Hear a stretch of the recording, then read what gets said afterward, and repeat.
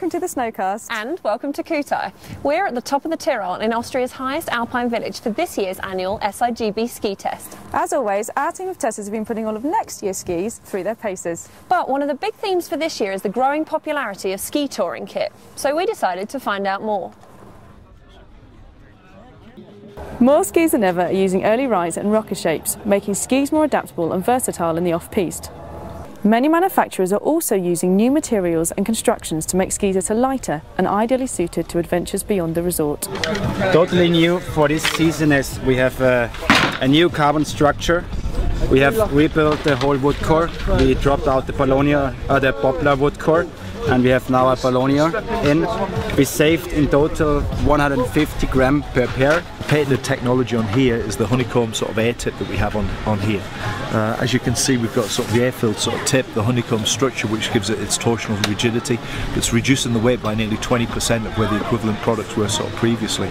We're using real sort of lightweight polynoena wood sort of internally in the ski, combined with a lot of the materials that we're using out of our race program, so it gives the ski a real nice soft flex. So if you're into free riding and your priority is good quality skiing, that's what you tour for, then a binding like the Guardian 13 on a 105 underfoot, say, is a really good compromise between something that's an awesome free ride ski and also that's not quite a lightweight ski touring ski. This is the Aiden 100, part of our free ride touring series. It's got an early rise tip and a flat tail, and it's super light core, so it's 20% lighter.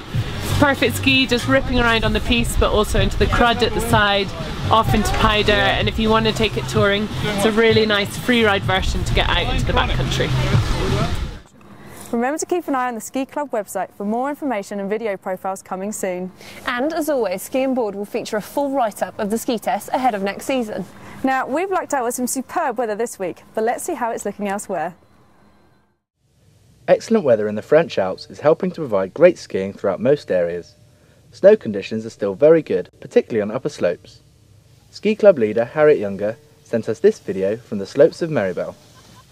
Skiing in Austria is also good, with a dusting of fresh snow in most places this week, providing great snow conditions both on and off piste. Changeable weather in Swiss resorts this week looks set to improve over the weekend. Snow conditions in higher resorts are some of the best in the world at the moment. Over in Italy, the Dolomites are enjoying fantastic conditions thanks to heavy snowfall earlier in the week. Here's Ski Club leader William Halliday in Salsidu. Andorra continues to have a great season. Ski Club member Zoe Giles sent us these shots from Soldeo. Canadian resorts have seen plenty of snowfall, with excellent skiing both on and off piste. Whistler is currently enjoying powder skiing all over the mountain. In America, skiers have enjoyed some beautiful conditions in California, while 30 centimetres of fresh snow fell at Sugarbush, marking one of their best snowfalls of the season.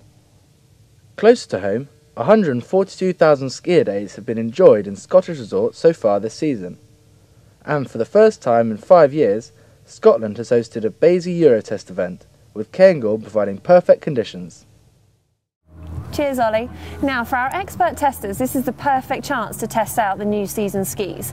But despite what it might look like, it's not just hooning around on someone else's gear. Here's our own kit guru, Al Morgan, with an explanation of how skis are tested and what our testers are looking or feeling for. Every year for the Ski Club Ski Test, there's hundreds of skis we could choose from. So we worked before to plan the skis we're going to be on. We have a team of excellent skiers. We've got several skiers on every ski and push them through their paces for the kind of terrain that they're intended. Today we're focusing on piste skis. We're looking at what they're like in different turn shapes, different speeds.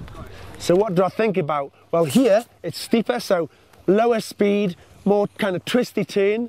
Then as it gets a bit more level further down, ramping up the speed, starting to build up more and more pressure through the ski. Seeing if it's starting to break away at the tail, or if we're getting really fired out, lots of energy into the next turn. So, time to give it a go.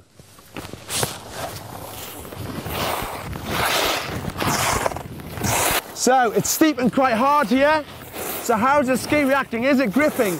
As it gets flatter, can ease things back a bit. I'm actually seeing how the tip engages on the ski. When I lean it over, does it need lots of angulation before it starts to make the turn? Or does it do it quite automatically? When you start to open things up, this is where you'd be really carving a ski. So how's it gripping?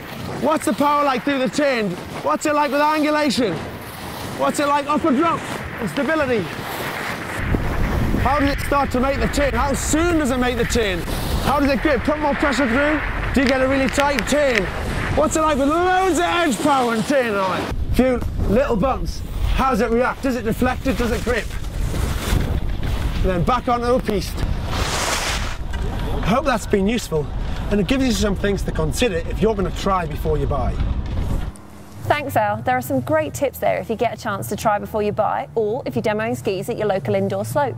Now, we've got to get on with our homework. That's right, filling in report cards. But we'll leave you with a bit more action from here in Kuhtai. Auf Wiedersehen. Bye! Right.